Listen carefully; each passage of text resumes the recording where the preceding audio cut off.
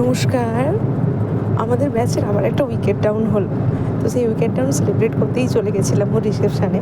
শুভজিৎ আর কৃষ্ণার বিয়ে ছিল, আর বিয়ের রিসেপশানটা ছিল 7 তারিখ। তো এই যে আমি আমার সোনাঝুরির হাট থেকে আনা সাদা শাড়িটাকে স্টাইল করেছিলাম। তো একদিন ডিটেলে দেখাবো কীভাবে এটাকে আমি স্টাইল করেছিলাম। আর এই যে দুজন নবদম্পতি, সবাই এদের আশীর্বাদ করবেন। আর এই যে আমরা দুই দেবাইয়ার দেবীতে, আরও বন্ধুরা ছিল। এবার সবাই একটু দেরি করেই আসছিল, কিন্তু যেহেতু আমাদের আগের বিয়ে বাড়িটাতে ফিরতে হবে রাতে, সেই জন্য আমরা একটু তাড়াতাড়ি চলে গেছিলাম। আর গিয়ে 9:45 নাগাদ খেতেও বসে গেছিলাম। আর সত্যি বলতে অনেক দিন পর একটা সিম্পল বাট আমাদের বাঙালিয়ানায় ভরপুর একটা মেনু খেলাম। আর খেয়ে যা তৃপ্তি পেলাম সে কী বলবো। অনেক দিন পর মানে একদম থালা পরিষ্কার করে চেটে পুটে খেয়েছি, কিচ্ছু বাদ দিইনি।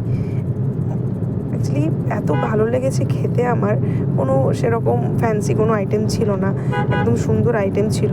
মেনু কার্ডটা পজ করে দেখতে পারবেন আপনারা। আর ছিল দেশি মুরগির ঝোল, মানে কষা উনার একদম পাতলা ট্যালটেলে ঝোল না, খুব সুন্দর খেতে। একটু পরে আমার থালাটা দেখবেন, একদম পরিষ্কার করেছি। আর মাংস এত সুন্দর সেদ্ধ হয়েছিল যে কি বলবো। আর আমের চাটনিটা বানিয়েছিল একদম মোরব্বার মতো, এত ভালো লাগছিল খেতে।